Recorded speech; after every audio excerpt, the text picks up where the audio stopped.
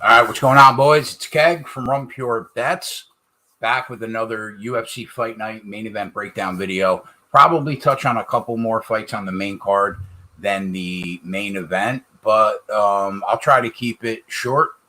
So, yeah, reminder, there. Obviously, everybody knows we have a ton of content, picks, live streams, articles over at Rum Pure Sports and RumPureBets.com. I encourage everybody to check out our website.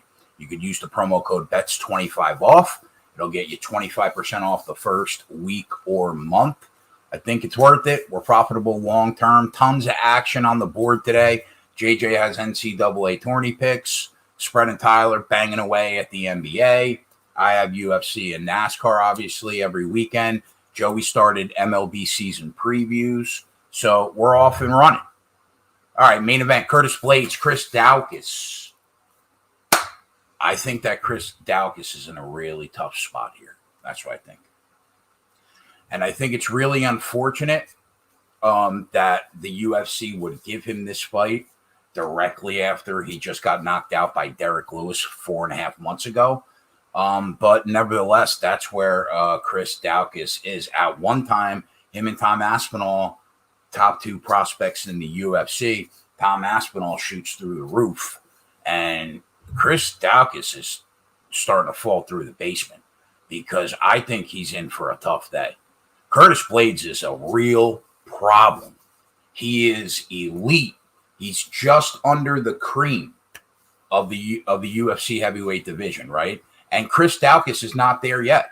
The only two people that have beat Curtis Blaydes in the UFC are Francis Ngannou and Derek Lewis.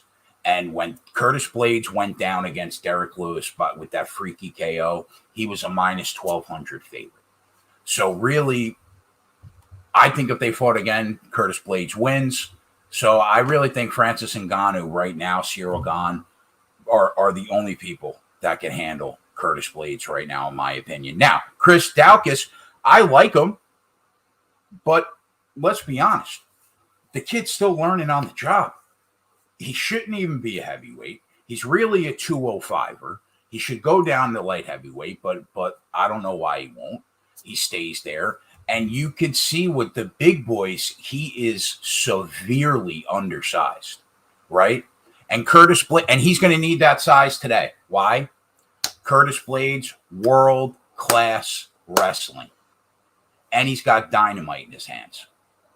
So I really think he's either going to knock Chris Daukaus out on the feet or he's going to take him down at will until he finishes him by ground and pound.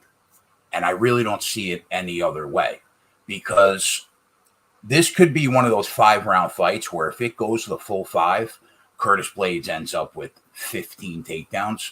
We've already seen him have 14 takedowns in the UFC. Chris Daukaus has never defended really many takedowns in the UFC, and he's certainly never done it against somebody as skilled as Curtis Blaydes. So I think he's in a really tough spot. I think it's almost impossible for him to succeed. I think he's going to have to catch him, and I don't see it any other way. So the line opened Blaydes minus 300. Let me pull up the odds. When I was prepping for all week, the line move was up to 400. Let's see where we're at. 510. Jesus Christ. So now he's minus 500. But to be fair, he should be a $4 favorite in this fight because that's how big of an advantage that he has skill set wise over Chris Daukaus here. Short of getting caught the way that he did by Derek Lewis, I don't see how Curtis Blaydes wins. As we saw last week, and I was wrong, I was on Volkov. As we saw last week, speed kills at heavyweight. Tom Aspinall was lightning fast, right? Chris Daukaus does not have that speed advantage in this fight over Curtis Blaydes. He just doesn't. So I think the only way to look in this fight is Curtis Blaydes by knockout at minus 110, which was available at BetMGM when I threw it on the sheet for our subscribers. Let's take a look at where we're at right now. Minus 120 at DK. Let's check that MGM.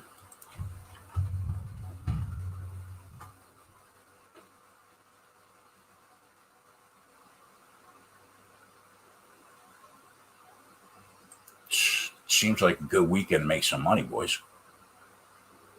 I'm excited. Why not us today? Why can't we win today?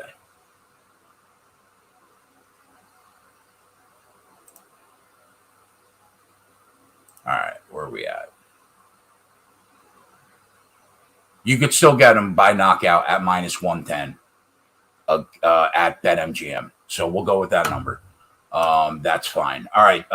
I'm just going to go down a couple fights. I don't know the exact order of the main card. JoJo Calderwood, Alexa Grasso. She's always going to be Calderwood to me. She married some guy named Wood.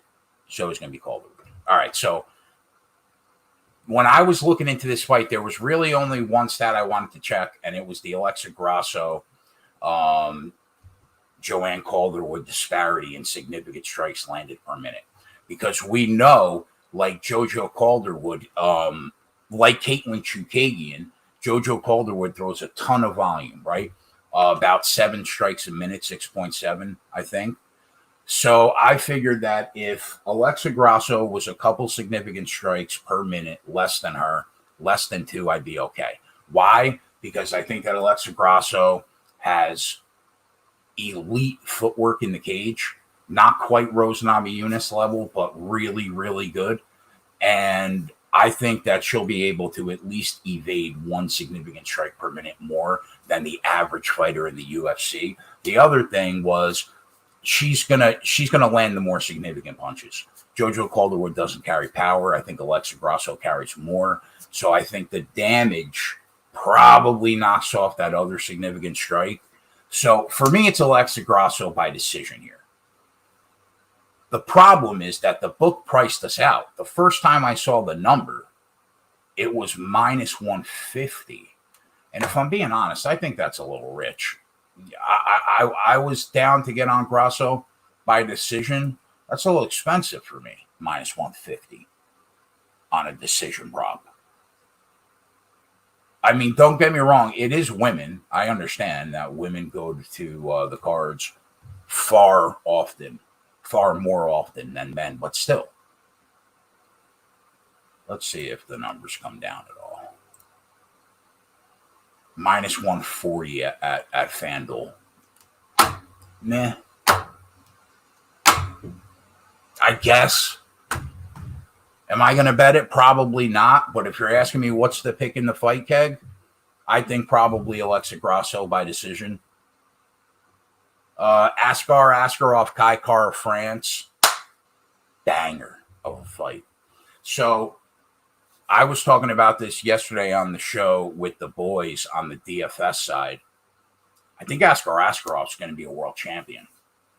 And the reason why I think that is he has the one thing that the top of that division does not have, and that's world-class wrestling, right?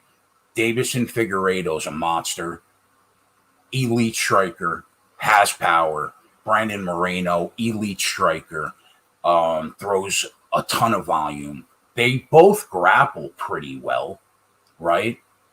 But Askarov is a different beast. And Kai Kara France is in the elite of the division, but he's a striker. He's going to be on his bike in that cage, running around, striking for 15 minutes. That's all he wants to do. And I think he's going to get swallowed up. I don't see how he could avoid the takedowns of Askarov. Joe Benavidez had incredible takedown defense. He got suffocated for 15 minutes. Kai Kara France has really good takedown defense. I still think that he's going to get suffocated and swallowed. So I think that the play is probably the decision prop at minus 120.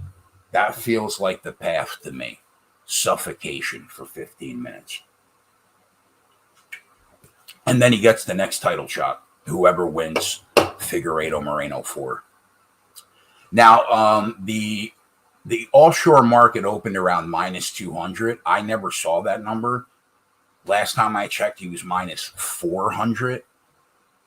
Listen, do I think that's maybe a little excessive? Maybe. If you told me that you bet Kai Kara France, would I be mad at you? No. I get it. But I can only look towards Askar Askarov because I think that he is a puzzle that 3 of those guys need to figure out, and I'm not sure if they can. Brandon Moreno couldn't beat him. They fought to a draw. So I will go with Askar Askarov by decision, minus 120. All right, Matt Brown, Brian Barberena, 2 really old scrappers. They're going to stand in front of each other. They're going to beat the piss out of each other until somebody drops in the center of the cage. Who does that? Tough one. However, I'm a big Brownie guy. Love Matt Brown. Okay? So I'm probably going to back him here. Now, are either of these guys what they used to be? No. But I do think that Matt Brown has definitely more left in the tank than Brian Barberena. And I know that Brownie carries a ton of power in that division still. And I have slight concerns about his gas tank, but I'm pretty sure that his gas tank is still better than Brian Barberena's right now. So I think we're going to see a ton of violence. And I'm probably going to have action on Brownie by KO here, plus 180. Now, I was talking to a friend of mine about this the other day.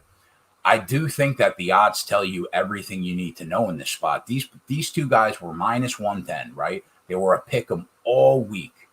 And the books priced Brown's KO prop as low as plus 160 in some spots. When Brian Barberena, who is a very similar scrappy guy, better probably maybe on the ground, but still he could throw his hands. And he was like plus 300 by knockout. I just think that the odds are telling you which way that they think this is going to go, and I agree. Keep in mind, I'm always looking for an excuse to bet Matt Brown because I love him. But I'm going to have him at plus 180 for a little sprinkle by KO.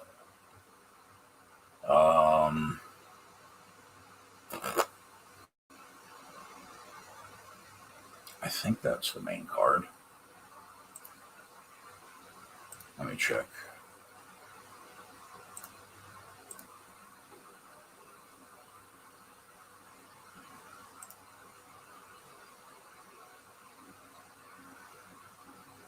Oh, God. Ilir Latifi and Alexei Olenek. I mean, dude, if you're betting this fight, like with anything other than like a little fun bet on like maybe Alexei Olenek by submission, like if you're heavily invested into this one, you got to call somebody. You're in trouble. You are in trouble and you need a friend. Okay? Because this is not the fight. I'm a big fan of Alexei Olenek. We know what he is. Not really a striker. Has no business being in that cage at 45 years old. But he's got the sickest squeeze in the game. Period. Full stop. He is literally like a boa constrictor. Literally. So if he gets his hands on you, he could choke you to death. Right? Now, my worry is Ilir Latifi, who also sucks, doesn't belong in there anymore at all. He's really a light heavyweight that likes to eat, and he doesn't want to cut weight at 38 years old. So he has no business being at heavyweight, and he's tremendously undersized. What does that mean, though? That means that he has a lower center of gravity in that cage than almost every heavyweight on the roster. And that worries me a little bit. I don't know if Alexei Olenek is going to have a hard time getting Ilir Latifi to the ground because of that really low center of gravity. But nevertheless, First of all, if you're backing Ilir Latifi at this price, come on, boys. What are we doing? At 38? No. So I think either avoid the fight or sprinkle a little Alexei Olenek by submission at 3.5 to 1.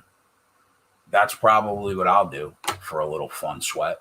Not a lot of money, just a tiny sprinkle. But that's it.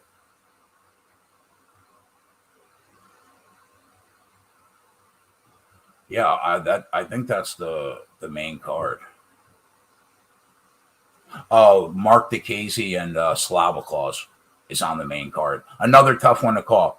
I was said this too yesterday. I don't know Mark DeCasey's contract situation. He's lost 5 of the last 7 fights in the UFC. I would think he's fighting for his job every time out there. And he's a weird fighter because he has those components that make people successful in the UFC. He's a good Muay Thai striker. He's got a solid wrestling base. He's got a gas tank. All 3 of those things usually mean you do well in the UFC, but it has not translated to wins for Mark DeCasey. But still, I'm very high on Rafael Fiziev. I think everybody is, right? I mean, DeCasey fought to he lost. It was a fight of the night. He held his own, didn't look bad. That tells you something about where he's at, I think, right now at least. His opponent, Borshev, Slavaklaus, he's striking coach for Team Alpha Male. He's a really solid striker, probably a better striker than Mark DeCasey is, but definitely less experienced. And I think he's got a big advantage in striking in the beginning of the fight because he has gas tank issues. The longer the fight goes, the less effective that he's going to be on the feet. So I think that Slavaklaus is either going to knock him out in the first round, or I could see Mark DeCasey maybe grinding out a really ugly decision. It's a dog or pass spot for me, and I passed. So, but that's what I would lean towards the dog or take Borshev by KO maybe in round 1, but it's probably going to be a pass for me. And that's it, boys. That's the main card. I will be live at 4:00 today for subscribers to the Kegcast. We have, what do we got? UFC Fight Night. We got the Xfinity race we'll be on for. The truck race is on right now. I'm watching that. If I make a bet, I will throw it in the Kegcast live Discord room. And that's it. Anybody that wants to join, $10 a week, $40 a month, 20 hours of content about a week. We go live 3 or 4 nights a week. You guys all know what I do. You know we're profitable. So I think it's worth it. If you have the time, it's worth it. If you don't have the time, not so much. So that's it. I hope your action runs pure. No matter what you bet today. Crush it. Why not us today? I feel it. We're going to have a fucking day. Other than that, I'll see you tomorrow at 11 a.m. with Coop and Holden on the Run Pure Sports YouTube channel, talking NASCAR. And then immediately after that show on the Bets YouTube channel, we will break the race down, see if we can find some angles, me and Coop. And then about 3:00 tomorrow, we'll be live all day for the race.